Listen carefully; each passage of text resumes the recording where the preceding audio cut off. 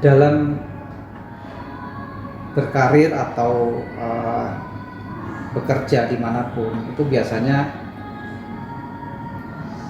selalu mendapatkan inspirasi atau gaya kita bekerja itu terinspirasi dari sesuatu atau seseorang gitu ya. Barangkali kalau boleh saya katakan capaian saya sekarang gitu ya Mas, itu banyak peranan tentu orang lain atau pihak lain ya. Mungkin kalau boleh saya kategorikan dalam 3 ya Mas, saking banyaknya, tentunya ada 30 tapi coba saya simplify. 3.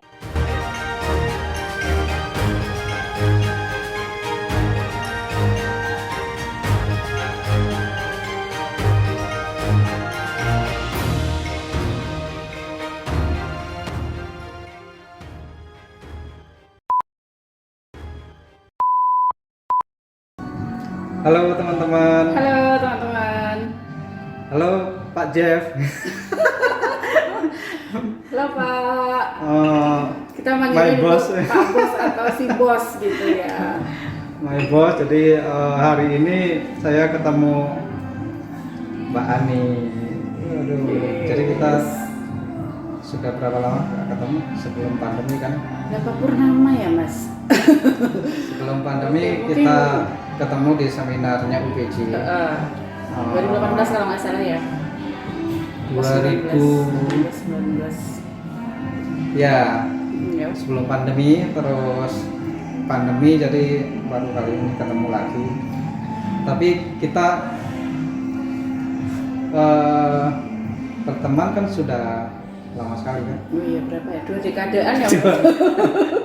2 dekade dari zaman saat Mbak Ani masih di Spire Research and Consulting, betul. ya kan? Terus dan saya di majalah Bloomberg Business Week.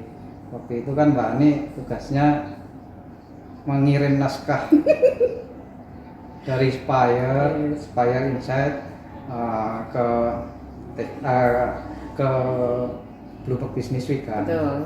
Ya, jadi kita kenal cukup lama. Hubungan Bloomberg Business Week dengan Spire juga sangat baik kan. Dan sekarang diteruskan sama Teknobisnis. Luar biasa ya. Nah, tapi yang menghandle supply artikel dari Spire Research and Consulting itu kan sudah berbeda, bukan Mbak Ani, tahu dokter. Gimana ceritanya kan bekerja di perusahaan riset and consulting gitu ya, kemudian memilih ke jalur akademisi itu gimana ceritanya? Oke. Sebetulnya peranannya bekerja waktu itu mungkin saya walaupun kita berteman kan saya nggak terlalu detail, nggak pernah tanya. Iya, nggak pernah nanya sih Mas Kursi. Oke. Jadi sebetulnya saya pikir prinsipnya itu kalau saya percaya kalau sesuatu terjadi itu pasti sudah ada skenario dari Tuhan yang Maha Esa ya. Jadi awal mulanya sebetulnya bekerja di Spire kemudian menghandle, mengkoordinasi lah gitu ya Mas. Nggak cuma ngirim kok loh, saya ngecek dan seterusnya gitu ya. Mengkoordinasi, membuat artikel di Insight Bloomberg Business Week itu. Kemudian juga selain membantu finance accounting tax itu saya tuh waktu itu sowan ke Pak Jeff gitu, Pak saya mau dong coba jadi konsultan gitu ya. Jadi waktu itu kan masih muda gitu ya. Sekarang kan masih pengen coba semuanya nih, masih serakah gitu ya, mau belajar semuanya terus di samping tetap menghandle yang finance accounting tax gitu. Oh ya udah coba aja, tapi Pak Jeff justru menyambut baik gitu ya. Bagus nih, keren. Mau coba yang mana? Yang matching nih. Waktu itu dikasih akhirnya bantu project untuk yang banking ya, finance, supaya nyambung lah, projectnya nggak terlalu jauh.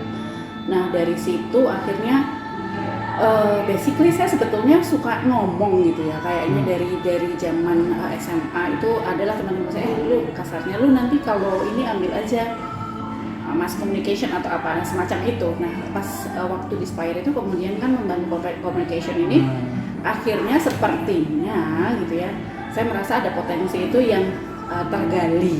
Jadi sebetulnya happy aja saya melakukan agak ada kendala ya pada saat ya pasti ada lah secara teknis ya, misalkan pada saat membuat artikel atau meminta data dan seterusnya itu relatif juga tidak mudah, apalagi pada tataran masih belajar gitu ya.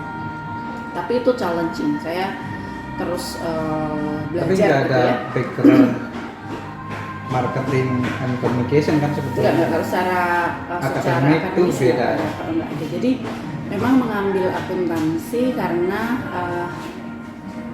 pikir karena memang itu yang paling common diperlukan oleh perusahaan loh Mas. Jadi bisa cepat kerja lah ini. Jadi kalau tadi menjawab pertanyaan Mas Pur, apakah kemudian lebih menikmati pekerjaan sebagai dosen dibanding dengan praktisi yang sebelumnya? Jawabannya mungkin iya, karena sesuai passion kali ya. Tapi sejujurnya pengalaman di praktisi itu justru itu yang melengkapi seseorang jika ingin menjadi atau memilih tujuan hidupnya sebagai pengajar atau dosen atau akademisi. Karena kalau menurut saya pribadi ya Mas, kalau ujuk-ujuk gitu ya, tiba-tiba kuliah lalu dosen itu rasanya akan ada gap. Jadi kecuali kemudian dia juga membuka, katakanlah kalau akuntansi membuka kantor konsultan gitu, menjadi partner ya. Saat ini saya juga barengan sama teman sih, sama KAP David Putra Arda, itu saya di tax specialist. Jadi mungkin itu cara terus belajar dari sisi praktisi supaya nanti update keilmuannya itu bisa relevan. Jadi sekarang tuh nggak hanya jadi dosen aja di Universitas Pembangunan Jaya dan dosen luar biasa di Mercu Buana, tapi juga dan Trisakti banyak ya. Dan apa lagi? Beberapa lainnya gitu ya.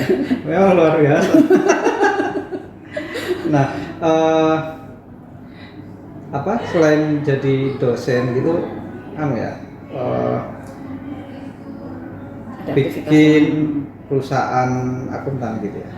Sebetulnya sih kalau untuk investmentnya lebih banyak yang partner saya ya, seperti kantor dan seterusnya. Jadi saya lebih ke karena ada sertifikasi gitu ya, dan mungkin sedikit lah modalnya, lebih sedikit karena dan kebutuhan yang bagian pajaknya itu kan belum terisi, sehingga saya mencoba involve di situ Mas. Jadi coba mengisi bagian itu, dan kebetulan nih teman juga waktu kuliah S3, jadi sudah tahu lah gitu ya, sudah tahu kualitasnya seperti apa gitu, sudah tahu karakteristiknya gitu. Dan Putra Arda partners. Nah, balik lagi sebetulnya kalau masalah enjoy, pekerjaan dosen sebetulnya juga banyak loh gitu ya, bukan hanya mengajar gitu ya. Kalau di Indonesia ya, jadi kan memang beda karakteristik. Jadi kalau dosen itu paling tidak ada 3 hal, selain mengajar juga meneliti dan juga tridharma. Nah sebetulnya saya percaya kok sebetulnya Tuhan itu sudah kasih sinyal nih waktu seperti di Spire. Oh ya udah mulai bikin artikel, ternyata terpakai nih waktu menjadi bagian meneliti ya. Jadi saya alhamdulillah 3 tahun itu jadi Best Author of the Year di UPJ itu 3 kali berturut-turut, karena saking banyaknya proceeding ya, maksudnya menulis gitu loh Mas, artikel kemudian di proceeding. Karena hobi juga ya. Mungkin karena ya sudah suka, kemudian sudah pernah mengolah data kemudian disajikan. Jadi gampang gitu. Jadi mungkin idenya cepat gitu, lumayan cepat. Oh ini kayaknya bisa gitu. Kalau gitu masuk ke media sekalian. Nanti takut overload ya. Hampir setiap jam harus nulis. Nah, sebetulnya dengan tridharma itu juga sudah cukup sibuk ya menurut saya, karena kan banyak seperti nanti pada saat kita menjadi, katakanlah kita kan kalau di dosen ada JAD namanya, jabatan fungsional namanya JAD. Semakin tinggi JAD kita nanti tugasnya semakin banyak, katakanlah harus membuat buku. Jadi ada IPI dari Kemendikbud seperti itu. Nah itu selain yang tridharma. Jadi alhamdulillah ya, ya bisa dikatakan lumayan gitu ya, lumayan sibuk, dan memang kebutuhan kualitas pendidikan sekarang kan juga berbeda dengan yang dulu. Jadi apalagi pas Mas Menteri itu betul-betul beda gitu ya. Jadi kita harus ngejar dan terutama harus melek teknologi itu Mas. Apalagi di masa pandemi ya. Jadi ngajarnya kan semua online, gimana caranya supaya nggak bosen dan seterusnya gitu. Bahkan banyak dosen yang sudah S2 gitu, sudah bisa mengajar, sibuk dengan dunia mengajarnya, sehingga kebanyakan juga malah juga ambil program doktoral gitu. Kenapa sih Mbak Ani dengan cepat gitu langsung S1, S2 langsung doktor gitu dengan sangat cepat gitu? Keputusannya ya maksudnya ya. Mungkin motivasinya apa? Sebetulnya kalau dari latar belakang keluarga itu juga banyak yang guru ya Mas. Jadi mungkin melihat gitu Bapak, ya. Ibu guru. Kakek gitu sama kakek sih sama saudara gitu ya. Kalau bapak wira swasta itu mungkin relatively ya jadi suka gitu ya, suka ngelihat kayaknya kok itu perbuatan mulia gitu ya. Dulu sempat nulis juga tuh waktu SD ditanya cita-citanya apa, guru gitu ya. Jadi gitu mungkin kenapa kok harus segera mungkin ya jadi ambil S1, S2 atau S3. Di samping kebetulan ada di tadi lingkungan ya Mas. Lingkungan setelah yang S2 kemudian di Hayat jadi dosen di Mercubuana kan kemudian lingkungannya selain yang kantor gitu ya, kita ada lingkungan yang dosen kan gitu. Jadi ngobrol gitu. Lalu tahu kebutuhan dosen ke depan seperti apa. Jadi mau nggak mau memang S3 dan mungkin postdoc ya yang masih dalam rencana itu menjadi satu keharusan sih gitu. Karena kalau kita ingin menjadi kompetitif gitu di memang udah mau fokus di akademisi, maka S3 dan postdoc saya pikir itu sebuah keharusan gitu. Karena jadi kompetisi di antara para dosen itu untuk mencapai jenjang ke berikutnya itu harus melalui jenjang akademisi. Betul, itu juga salah satunya. Jadi ada loncat jabatan kan ya? Yeah. Loncat jabatan itu loncat gaji banyak. Juga. Ya, insya Allah ya. Karena kan kalau dari jadi kalau untuk yang dari yayasan itu kan tergantung yayasannya ya kemampuannya seperti apa. Nah paling kalau dari pemerintah itu ada ada tunjangan ya, semacam tunjangan. Nah itu tergantung dari tadi golongannya. Ya golongannya berapa. Nah itu salah satu yang prasyaratnya itu ya itu di akademisi pengalamannya kah gitu. Di background pendidikannya pengalamannya, lalu jadi narasumber dan seterusnya. Mbak Ani, dalam berkarir atau bekerja dimanapun itu biasanya selalu mendapatkan inspirasi atau gaya kita bekerja itu terinspirasi dari sesuatu atau seseorang gitu ya. Misalnya dapat inspirasi dari bos kita dulu, atau inspirasi dari dosen kita dulu, atau inspirasi atau nasihat terbaik dari orang tua, kakek misalnya gitu, sehingga itu mempengaruhi gaya kita dalam bekerja atau motivasi kita untuk mencapai sesuatu. Nah, bagi Mbak Ani itu nasihat terbaik yang pernah diterima itu dari mana dan seperti apa sehingga mempengaruhi motivasi Mbak Ani seperti yang sekarang ini gitu. Baik. Sebetulnya sumbernya gitu ya, atau tokoh-tokoh atau di belakang itu ya, di belakang apa yang barangkali kalau boleh saya katakan capaian saya sekarang gitu ya Mas, itu banyak peranan tentu orang lain atau pihak lain ya. Mungkin kalau boleh saya kategorikan dalam 3 ya Mas. Saking banyaknya, sebetulnya ada 30 tapi coba saya simplify. 3. Yang pertama kalau keluarga, tentu orang tua ya. Orang tua itu selalu berpesan kalau bisa kerja yang sekaligus ibadah gitu ya. Jadi nanti dan berbuat baik itu kalau udah berbuat baik udah lupakan, nggak usah diungkit gitu. Nah itu kadang-kala dalam pekerjaan atau melakukan apapun kan kita kok melakukan sesuatu lalu feedbacknya tidak sesuai dengan apa yang kita inginkan. Nah itu berusaha untuk meluruskannya, itu yang pertama. Kalau dari keluarga ya orang tua dan kemudian mungkin background kakek gitu ya sebagai guru dan seterusnya.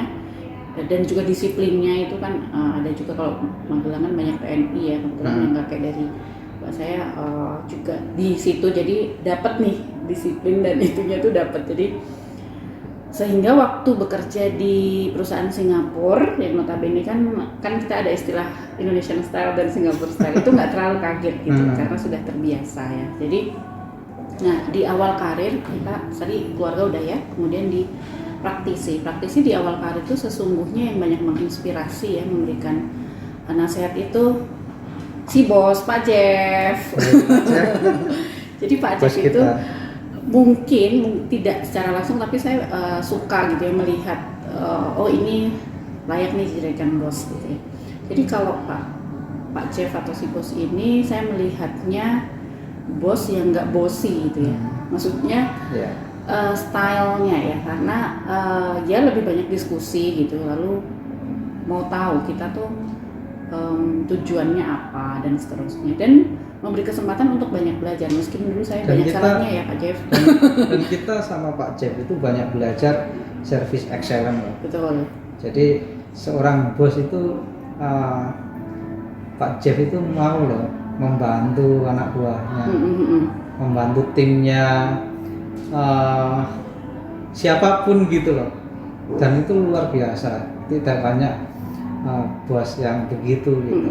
Bahkan saya kan beberapa kali saat masih di Bloomberg Business Week bahkan sering ketemu tanpa janjian itu di bandara gitu, di Malaysia beberapa kali, terus di Singapura kalau nggak salah.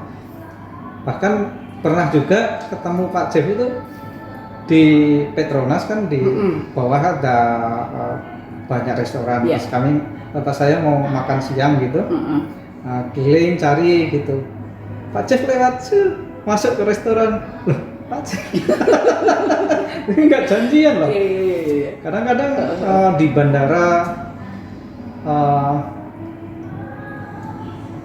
pas saya mau balik ke Indonesia misalnya kayak gitu, loh itu Pak Jeff. Jadi jodohnya terus kadang-kadang di mall di Senayan City gitu, loh kok Pak Jeff ternyata ada di sini juga kalau gitu. Jadi nggak tahu ya, saya secara khusus sama Pak Jeff itu sangat didekatkan hatinya gitu. Bahkan ya kan itu bos saya, bos kita, dan partner saya di teknobisnis sampai sekarang gitu, luar biasa sih. Udah dari 2016 loh. Dan saya sangat saya dari 2008 ya Pak Jeff ya, 2008. Dan itu sangat saya sangat belajar banyak bagaimana service excellence di bandara. Mas Pur sini saya bantuin loh, kan itu bos loh. Iya betul. Gitu. Nah itulah bos yang tidak bosi, dan waktu itu posisinya itu ya di samping yang itu saya juga kan kadang saya melihat itu kan dari background pendidikan, karena waktu itu kan udah mulai seneng mengajar kan, Babe nih, kan saya melihat Babe nih lulusan Harvard University loh, tapi tetap bisa kayak gitu ya gitu. Jadi sedangkan kalau kita kan kadang pintar dikit udah ini ya. Jadi waktu itu betul-betul oke. Kalau jadi bos itu ya rasanya profil bos yang baik seperti ini gitu. Jadi saya dapat. Nah di situ banyak sih hal-hal yang kemudian Babe gitu ya kasih tahu nih, kalau ini gini gitu. Kadang-kadang sih ya memang ya pasti dalam, apalagi kan dulu intens ya, saya satu ruangan sama Babe gitu, ya adalah gitu, misalnya pas ditegur saya nggak seneng gitu ya, ya Pak Jeff gitu, adalah itu, misalnya saya sampaikan Bapak, kok ini banget sih gitu, jadi karena saya memang orangnya to the point juga ya, jadi oh gitu ya, oke sorry, nah yang hal yang seperti itu jadi open sih, jadi tapi nggak hard feeling ya, jadi itu sebetulnya malah justru sehat menurut saya, dan akhirnya saya coba gitu ya, setelah itu saya coba berkarir di luar nih, yang juga punya Jepang kan juga lebih disiplin barangkali kalau saya pikir daripada Singapura style ini. Nah dari situ. Tapi supplier sekarang Jepang juga loh. Oh iya supplier yang Jepang ya. Yang ada consulting tuh. Oh iya. Betul waktu itu kalau nggak salah pas saya. Jadi sekarang tuh gaya Jepang loh. Oh iya. Berarti saya pas mau salah ya. Harusnya nggak usah keluar ya waktu itu, nyari Jepang dapat juga terus dari situ. Waktu itu saya belum ada, baru yang Russia gitu. Kalau nggak salah baru mau X-Man yang Spy Russia gitu. Nah udah gitu. Dari situ. Kalau itu dari praktisi ya.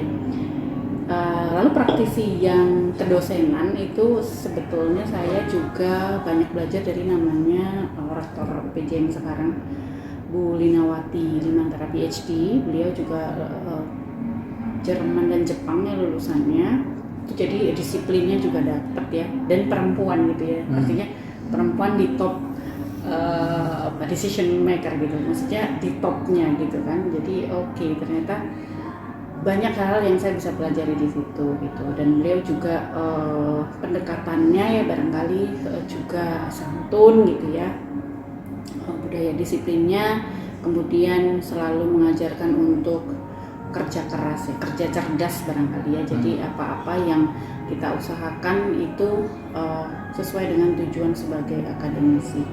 Nah, itu dari sisi pekerjaan yang bersifat praktis. Nah, kalau dari akademis sendiri sebetulnya di tiga atau 2 tahun terakhir ini kan pada saat disertasi terutama itu kan bekerja bareng ya dengan prom dan koprom gitu. Jadi setidaknya tiga dosen saya ini sangat berpengaruh ya di dalam karir perdosenan saya gitu. Artinya dalam rangka melengkapi hard skill-nya dapat, soft skill-nya juga dapat gitu Mas di perdosenan.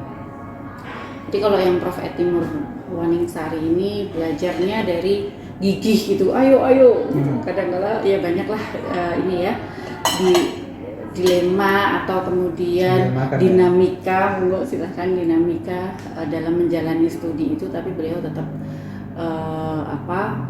tetap ya menyemangati lah gitu ya, dan memberikan solusi. Nah kemudian Prof. Haryono Umar, beliau juga Prof di Perbanas ya, beliau tadinya juga di KPK, pimpinan KPK. Saya belajar banyak tentang ini problem solving gitu ya, problem solving, kemudian coba berpikir out of the box gitu. Kadang-kala sudah mentok di satu hal, beliau kadang ditelepon hampir 24 jam itu langsung angkat gitu ya, luar biasa ya. Jadi saya pikir dosen yang seperti ini yang diperlukan, mudah-mudahan saya bisa begitu gitu ya. Dan beliau juga wawasannya luas gitu ya, karena kan lulusan luar juga ya. Kemudian banyak yang bisa di-share nih. Jadi mirip-mirip kayak Pak Jeff sih stylenya gitu. Cuman ini beliau lebih ke akademis. Nah kemudian yang secara teknis gitu ya, secara teknis, kemudian secara keorganisasian itu sangat menginspirasi saya itu ada Ibu Prof. Sekar gitu ya. Beliau itu di organisasi, jadi saya kan sekretaris Ikatan Akuntan Indonesia, Komertemen Akuntansi Pendidik sebagai sekretaris. Nah beliau ini ketua duanya sekaligus koprom saya, jadi banyak berinteraksi secara keorganisasian dan bahkan juga dalam pengajaran gitu ya. Jadi banyak saya menimba ilmu mengenai meneliti atau kemudian kaitannya dengan keilmuan akuntansi itu dari beliau gitu. Jadi memang koreksinya tajam gitu ya, tapi sebetulnya itu memang untuk kebaikan. Barangkali bisa dikatakan perfeksionis gitu ya. Kalau misalkan dalam membuat karya gitu ya, tulisan atau apa. Nah beliau ini memang sangat teliti gitu dan sangat korektif gitu. Ya di situ saya banyak belajar gitu bahwa kalau kita memproduksi atau membuat satu karya untuk nanti katakanlah mahasiswa atau masyarakat umum itu memang jangan setengah-setengah, jadi memang harus total dan juga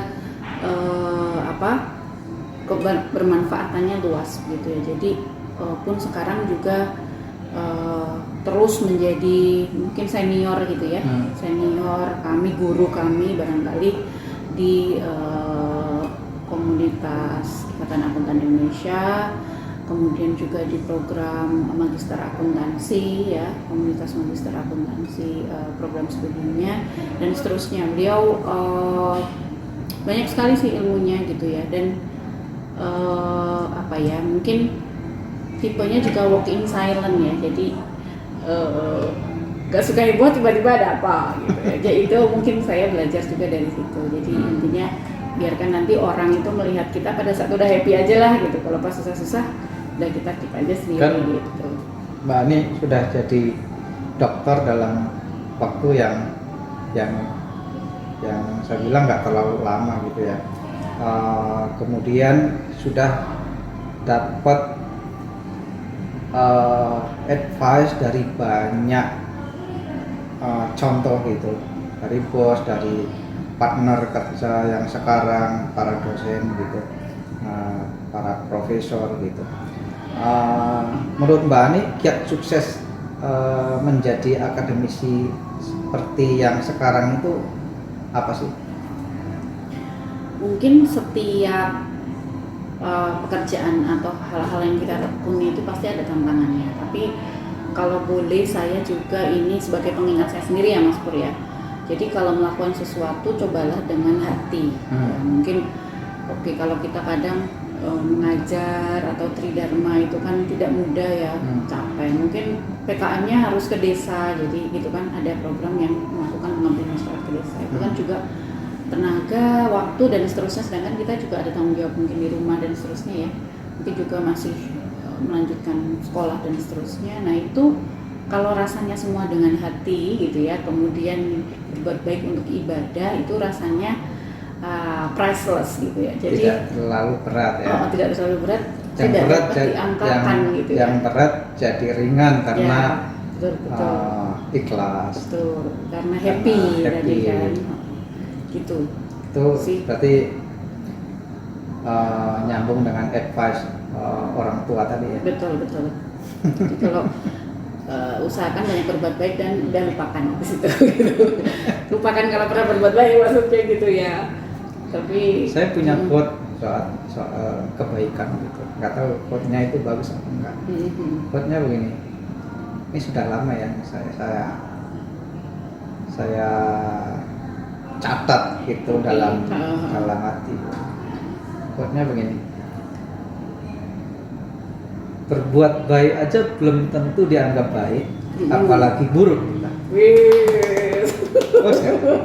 Bagus. Berbuat baik belum tentu dianggap baik, apalagi berbuat buruk gitu ya.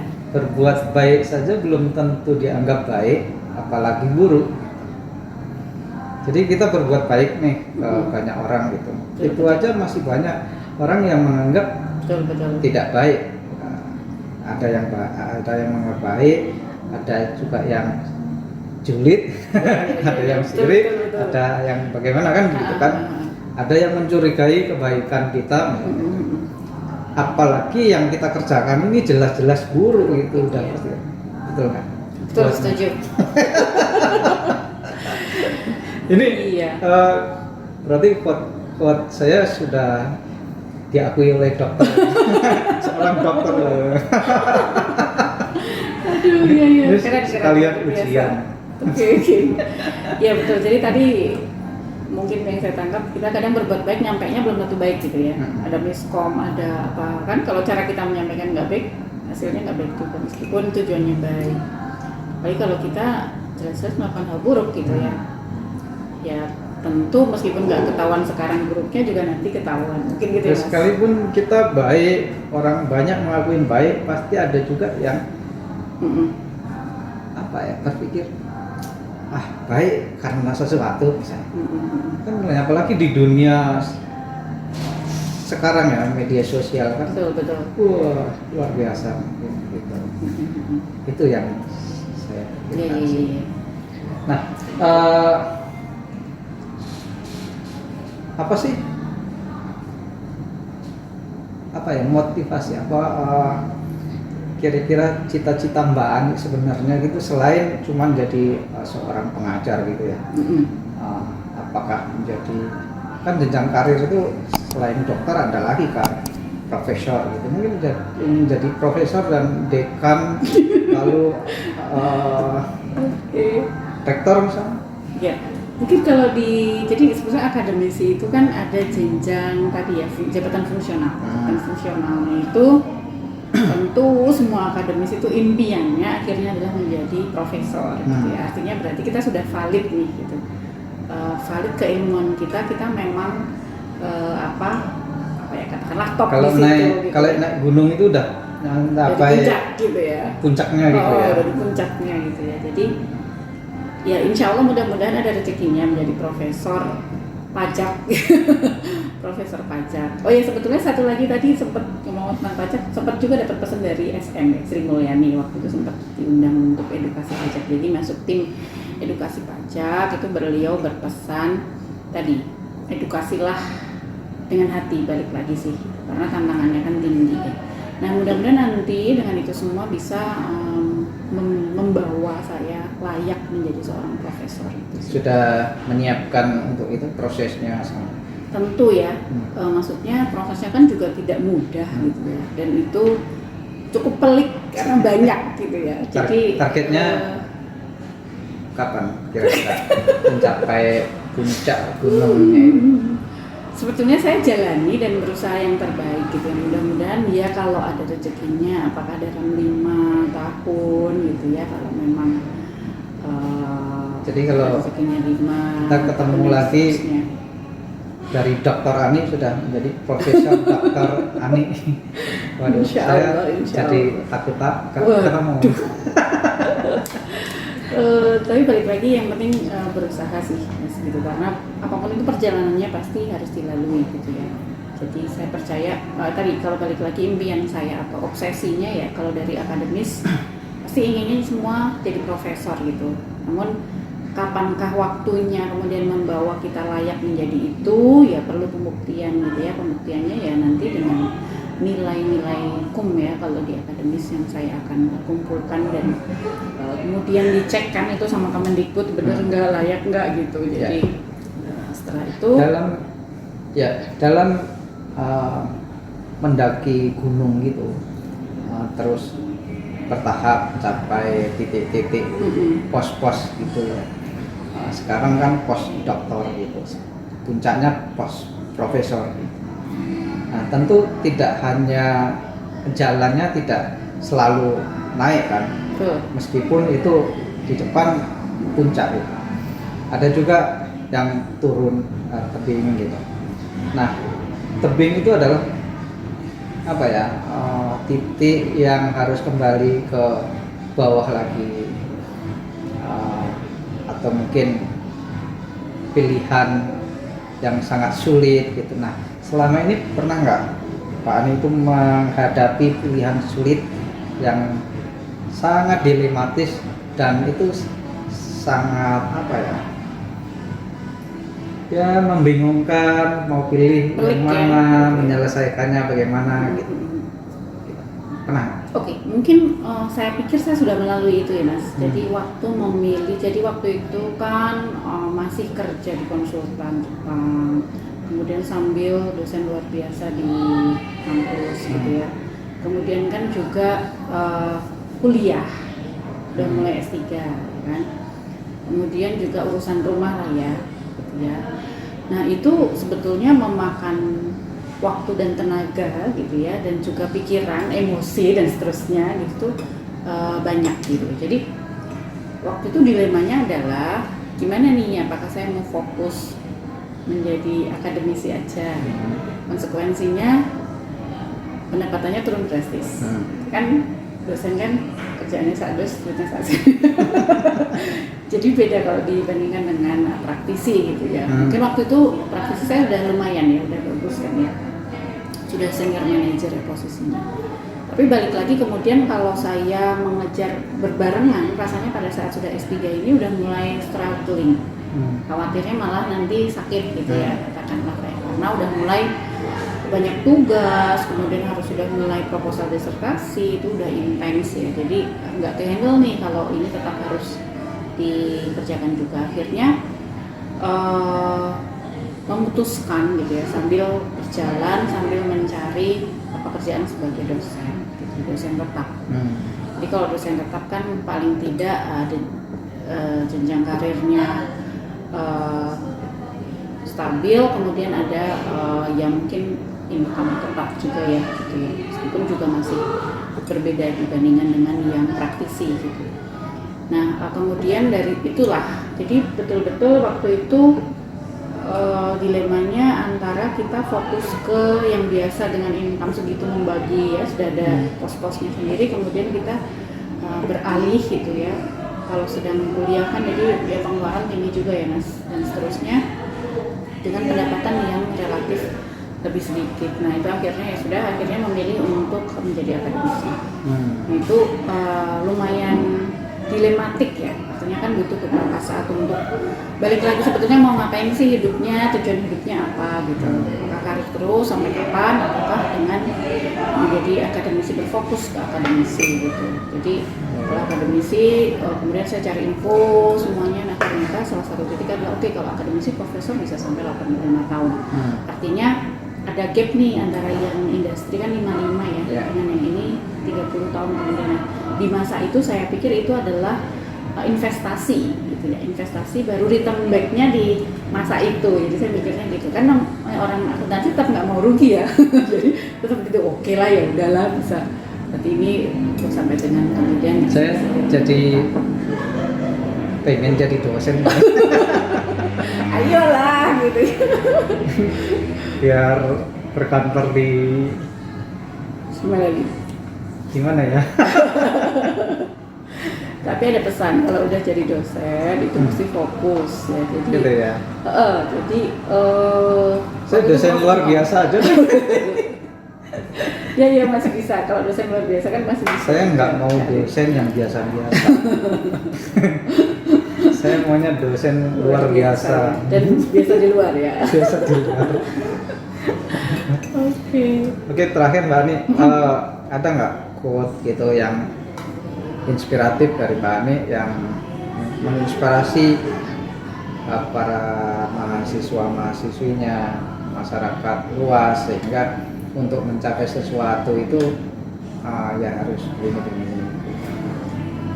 Selain tadi melakukan sesuatu yang kita yakin sudah baik dulu ya, jadi kita harus yakin apa yang kita lakukan baik, lakukan dengan hati, kemudian nikmati perjalanannya gitu. Jadi kalau teman-teman pasti dalam apapun, saya pikir dalam karir apapun atau kondisi apapun, bahkan dalam hidup pun gitu ya, kita kan kalau mau makan kita mesti nyari makan dulu ya. Jadi nggak ada tiba-tiba langsung datang. Jadi semuanya itu perlu usaha gitu. Nah tinggal pastikan bahwa usaha yang kita lakukan itu sudah pasti baik gitu ya. Kalau nggak salah Spire kan juga tidak menerima proyek-proyek yang aneh-aneh ya. Nah itu mungkin barangkali dari salah satu etika bisnis yang dipegang. Nah kita dalam melakukan karir ya, dalam memilih karir, nah itu poin pertama yang perlu dipastikan itu. Kemudian jalani prosesnya dan tentukan goalsnya mau apa gitu. Kalau bisa didetailkan, saya dulu tulis, saya nggak tahu dari SMP saya dulu diajari sama guru ekonomi saya, gitu. Saya usia segini mau apa, usia segini mau apa. Bahkan saya menikah, saya tulis saya menikah usia segini. Setelah menikah S2 segini. Tapi waktu itu belum sampai S3 ya, belum sampai S2. Jadi udah gitu. Lewat target kan berarti. Ya, berarti sudah ya bagus gitu ya kan. Gitu. Jadi artinya saya nggak tahu, mungkin semakin cepat kita menuliskan target-target kita itu lebih baik supaya membawa kita ke jalan goals yang ingin kita raih gitu sih. Jadi mudah-mudahan itu ya manfaat, meskipun masih banyak pasti tokoh-tokoh lain yang mungkin Mas Pur juga nanti kunjungi gitu yang lebih menginspirasi gitu. Tapi Kalau inspirasi itu kan terkait masing-masing kan. Inspirasi itu personal gitu. The best advice masing-masing nasihat terbaik untuk orang, untuk saya Mbak Ani kan pasti beda. Nasihat terbaik dari yang saya terima dari misalnya bos saya, atau dari buku atau dari film atau yang sangat inspiratif dan menginspirasi gaya kerja saya kan beda sama Mbak Ani kan gitu. Jadi semua orang mempunyai the best advice sendiri dan semua orang menginspirasi. Karena itu the best advice itu akan memberikan banyak manfaat, bertukar pikiran dari orang per orang sehingga menginspirasi, berbagi kiat sukses untuk menyebarkan kesuksesan bersama kan gitu. Bagus nggak? Setuju. Aplaus. Oke teman-teman, jadi itulah tadi obrolan saya dengan Dokter Ani. Kalau dulu saya manggilnya sih Mbak Ani, sekarang harus Dokter Agustin Dwi Anika SE Sampai lupa saya. MSc ya. MAK. MAK Siba. Ya kan? Yang targetnya 5 tahun lagi, paling lama sudah profesor dokter. Kamu paling cepat itu. Paling lama tuh. Kita usahakanlah ya, pokoknya yang terbaik ya. Ini nanti ada terus. Jadi sejarah gitu ya, sejarah perjalanan sebagai profesor pajak. Saya doakan. Oke.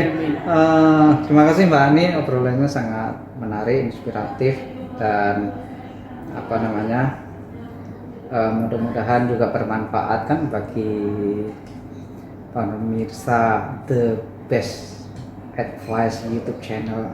Dan teman-teman kalau misalnya merasa obrolan kami ini menarik dan inspiratif, jangan lupa tonton sampai habis, kemudian like, share dan komen yang positif serta subscribe tentunya. Oke, terima kasih. Terima kasih. Ya, sukses The Best Advice Channel. Oke.